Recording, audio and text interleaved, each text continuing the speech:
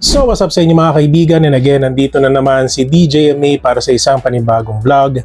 At alam nyo guys, gusto ko lang ipaalam sa inyo na sa panahon ngayon, no, lalo na doon sa mga kaibigan natin na affiliate, it's either dito sa YouTube, sa TikTok, sa Shopee, no, sobrang daming content creators ang nabago ang buhay dahil sa affiliate program ng mga platforms na ito. At dito guys, ituturo ko sa inyo, no, based from my personal experience, paano ba ako mag-promote ng product, especially dito sa YouTube. Kasi guys, balak kong maging active affiliate ng YouTube Shopping at Shopee next year. So that's why, huwag kayo maninibago kung madami kayo makikita ng mga short videos ko na all about promotion ng mga products, especially yung mga products na galing sa Shopee. And by the way guys, itong vlog na to is para magkaroon din ng idea yung mga bago nating content creators na gustong maging affiliate ng Shopee or ng YouTube mismo, para kahit paano magkaroon kayo ng idea kung paano ba gumagana, ano ba yung proseso, paano ba kami pwede magtag ng products, paano ba kayo pwede magkaroon ng commission through YouTube Shopping or sa Shopee. So as you can see guys, nandito ako sa Shorts. At sa mga di nakakalam guys, mapa long form video, mapa short videos, pwede po kayo mag-tag ng products. Depende po kung accepted na po kayo sa YouTube Partner Program and kayo po ay meron ng tinatawag na YouTube Shopping Eligibility. Okay, kasi sa pagkakaalam ko guys, ang kailangan nyo pong subscribers dito ay 10,000 subscribers mahigit. So, as you can see guys, gumawa tayo ng 2 or 3 video na nag-promote tayo ng product. Okay? So every time na tayo po ay magpo-promote ng product, meron po kasing tinatawag na proseso yan. Okay? So ako guys, ang pinakauna kong ginagawa, pumupunta ako sa Shopee mismo. So nire-review ko yung mga products na nabili ko these past few days at namimili ako doon ng pwede kong i-promote. Okay? Kasi sa mga di nakakaalam, pag kayo po ay bumibili ng product sa Shopee, syempre pagka nare-receive nyo yung product, makikita nyo naman yun, di ba, nakalista doon sa complete list or doon sa receive. And another advice ko guys, after nyo mamili ng product, siguraduhin nyo guys na bibisitahin nyo yung mismong shop, kasi baka mamaya nag-update sila ng presyo, baka may promo sila, or let's just say baka kasi hindi available yung item. So mahirap din naman na magpo-promote ka ng product na hindi ka updated doon sa product na yon, kasi baka mamaya yung product na gusto mo i-promote, binili mo siya like weeks ago, so sobrang tagal na, so hindi ka na updated kung ano yung information ng product na yon. So make sure guys na bago nyo i-promote is i-review nyo kung available ba yung product na yon. At dapat updated din po kayo sa presyo para hindi kayo magkamali doon sa presyo na babanggitin nyo sa mga videos nyo. And then guys, yung next process na ginagawa ko, so syempre recording. Alam nyo naman guys na yung recording isa yan sa pinakang simple na gawin. So syempre standby nyo yung camera nyo, mag-record kayo. Depende po doon sa diskarte na gagawin nyo. Like for example, gusto nyo nagsasalita kayo habang pinapakita nyo yung product, or pwede naman na dine-demonstrate nyo lang kung paano siya gamitin at pwede nyong i-edit na lang, like lagyan nyo na lang ng voice over. So madalas guys, ang ginagawa ng iba, hindi sila nagsasalita habang nire-record yung demonstration. Ang ginagawa nila, so pinapakita nila yung iba't ibang gamit ng item, tapos parang pinapatungan na lang po nila ng voice over doon sa kanilang editing application. So ako guys, ang ginagamit ko na pang edit sa aking phone at sa aking laptop is CapCut. So nagbabayad po tayo dyan. Okay, pero guys, sa CapCut is libre lang din po yan. So pwede nyo pong gamitin yan ng free. So guys, ang ginagawa ko naman after ko mag-record is editing na tayo. Okay, so ino-open ko yung CapCut application, tapos kinakat ko na yung mga clips na kung saan hindi kailangan. So dinidelete na natin, and then pagka nakat na natin na maayos, pumipili na ako ng music na madalas kong ginagamit guys. Actually, yung ginagamit ko sa long form videos ko at saka sa shorts ay hindi po yan iba-iba. So almost parehas lang po yung background music na ginagamit natin. Okay?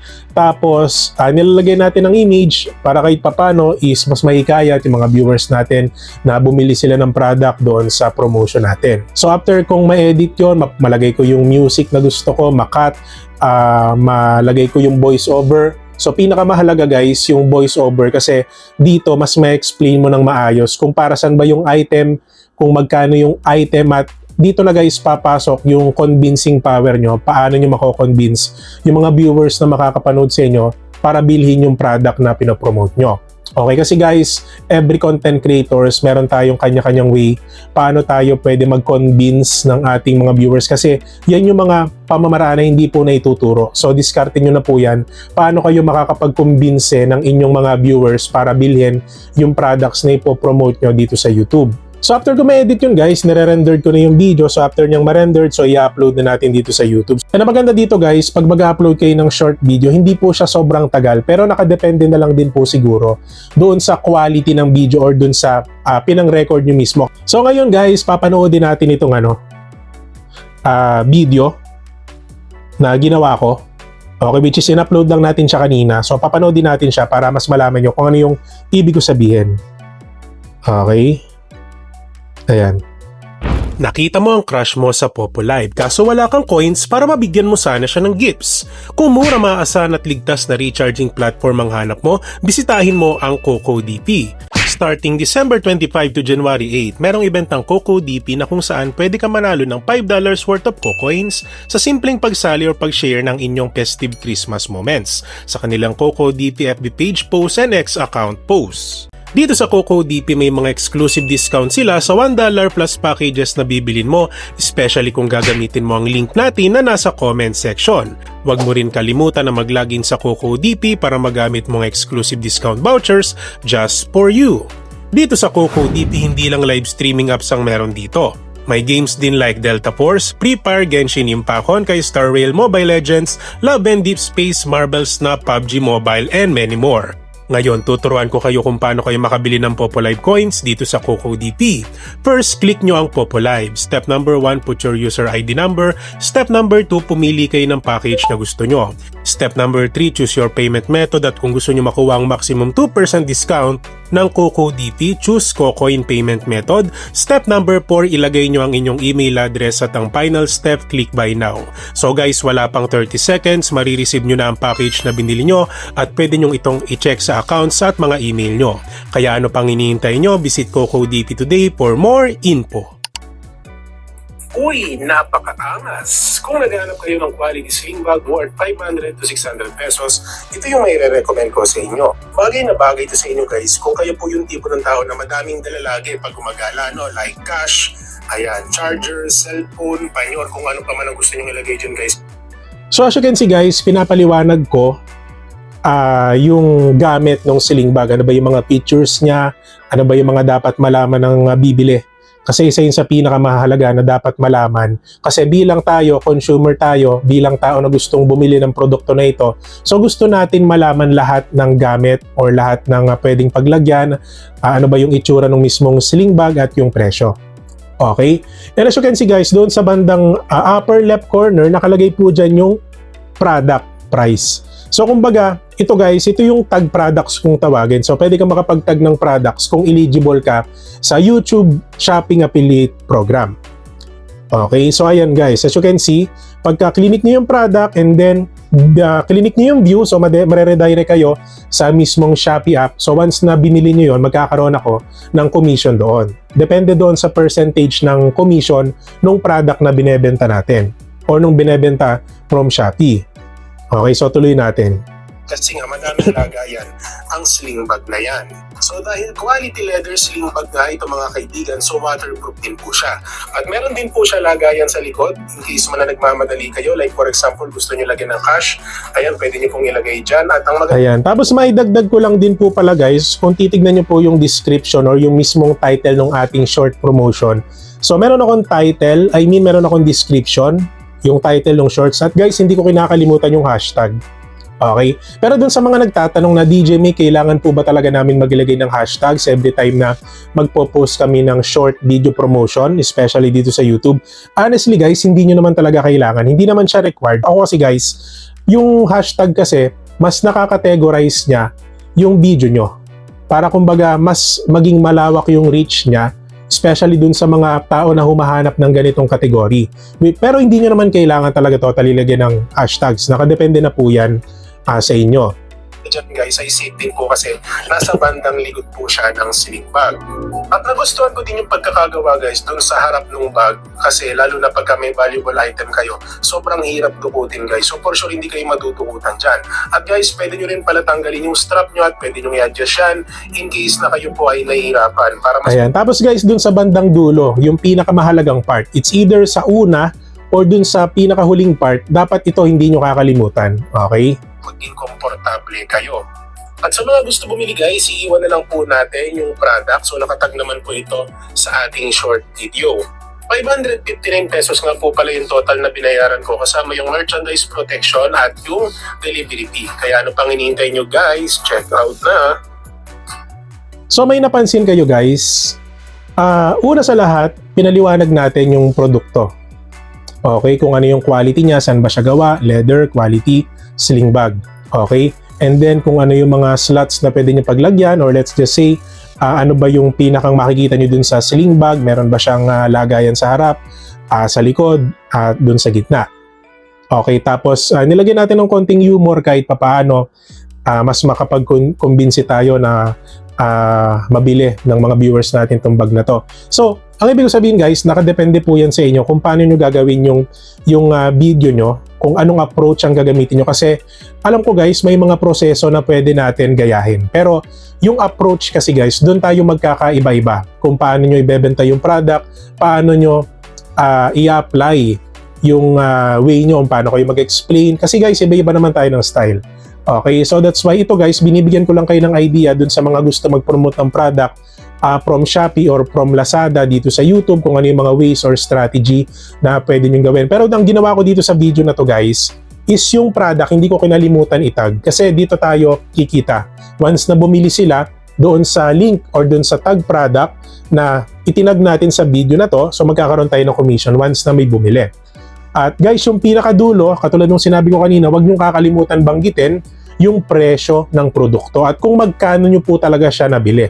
Kasi baka mamaya mag-expect yung viewer na mas mura siya sa ganung halaga pero yun pala mas mahal siya once na nandun na siya sa mismong Shopee. So hanggat mare, dapat talagang kung magkano nyo binayaran, kasama na yung shipping fee, yung merchandise protection or kung ano mang kailangan yung isama para hindi sila mag-expect ng presyo na sasabihin mo kasi baka mamaya pagdating sa kanila ng product may mga additional fees, di ba? So, madidismaya din yung mga bibili. At guys, yung pinakahuli, wag niyo kakalimutan na syempre kumbinsihin sila na mag-checkout sila, bumili sila ng product kasi para kahit papano sila din naman yung magbe-benefit lalo na kung kalidad naman tapos proven and tested mo yung product na idinedemo mo doon sa yung short video. So para kahit papano sila mismo maranasan nila yung product kung quality ba talaga. Okay? At ang maganda dito guys, kung may bumili na sa inyo, ang mangyayari dito, for sure, yung tiwala ng tao, nandun na. So every time na magpo-promote ka ng product, papanoodin nila yon at syempre kung kailangan nila yung product, bibili sila.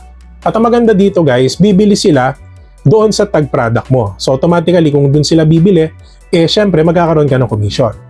At kung magustuhan nila yung product, magustuhan nila yung way paano ka mag-promote ng product, pwede nilang i-promote or i-share yung shorts mo at mapapanood pa ito ng mga kaibigan nila, ng mga kakilala nila, ng mga kamag-anak nila hanggang sa kumalat yung short video mo at dito ka na magkakaroon ng passive commission sa YouTube Shorts, especially sa tag products or sa YouTube affiliate program.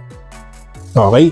So yun lang naman guys, yun lang naman ang gusto kong i-share sa inyo kasi nga nagbabalak ako maging active ngayon or let's just say next year hanggat maaari gusto ko everyday mag-upload ako ng short promotion or product promotion sa aking channel kasi ang balak kong gawin guys is weekly mag-upload tayo ng long form video, it's either once or twice a week.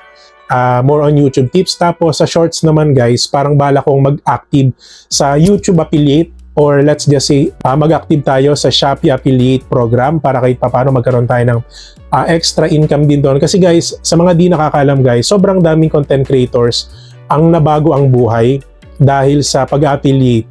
Kasi guys, grabe, sobrang makapangyarihan ng social media ngayon, especially po sa pagpo-promote ng products, sa pagbebenta ng products. Kasi biruin mo, kung affiliate ka, nagpo-promote ka ng product na hindi naman sa'yo mismo galing pero kumikita ka through commission. So, ibig sabihin, lahat ng product na sinusubukan natin sa sa mga platform na nabanggit natin like Lazada or Shopee, pwede na po natin i-promote yan at dun sa pagpo-promote na yon, pwede rin po tayong kumita roon through commission. Okay? Even though hindi naman talaga sa iyo yung produkto. So parang nga nangyayari, pinopromote mo yung product and once na may bumili doon sa product na nakatag sa video mo, so syempre magkakaroon ka ng commission doon. Lalo na kung doon bumili sa link mo or doon sa products na nakatag sa iyo. So ganun siya kaganda. At masasabi ko sa inyo guys, malay nyo, dito na mabago yung buhay nyo sa simpleng pagpopromote nyo lang ng 1, 2, 3 produkto. Hindi natin malalaman guys kung hindi natin susubukan, di ba? So why not this year 2026 maging active kayo sa pagiging affiliate? It's either sa Lazada, sa Shopee, sa TikTok, or dito sa YouTube. So malay nyo, di ba? Yung year 2026 para sa atin na pala. Diba? So ako guys, masasabi ko na yung year 2025 ko naging fruitful. Talagang napakadaming blessings na na-receive ko, no? Blessings na na-receive ni DJ May. Pero syempre guys, hindi naman dito nagtatapos yun. Hanggat maaari, habang nabubuhay tayo, gusto natin na tuloy-tuloy lang, no? Mas magsipag tayo para tuloy-tuloy or mas madami pa yung blessings na ma-receive natin, especially this year 2026. So bago ko pala tapusin yung vlog na to guys, maraming salamat po pala sa mga naging viewers, naging subscribers ng ating channel this year 2025. At gusto ko lang kayo batiin ng belated Merry Christmas and advance Happy New Year po. Ayan, medyo nabubulol na si DJ dahil talagang hanggat maaari guys, gusto ko tuloy-tuloy lang explanation. Ayan, yun nga guys mula sa akin. Merry Christmas at Happy New Year po sa ating lahat. And hopefully this year 2026, mas maging masagana yung taon natin. At guys, bawal na ang tatamad-tamad kasi ako guys, sinabi ko din talaga sa sarili ko na, oy DJ May, magsipag ka mag-upload. Hanggat maaari, huwag kang tatama rin sa pag-upload, masipagan mo. So katulad ng ginagawa natin guys, sinasalubong natin ng year 2026 ng medyo talagang grind, no, para kahit papaano mas magtuloy-tuloy yung blessings na matatanggap natin. So yun lang naman guys, and kung sa tingin nyo marami kayong natutunan sa vlog natin for today, don't forget to subscribe my channel DJ May for more videos like this. At guys, mega love shoutout din po pala sa mga viewers ng ating channel, ayan, na laging nanonood sa mga videos natin.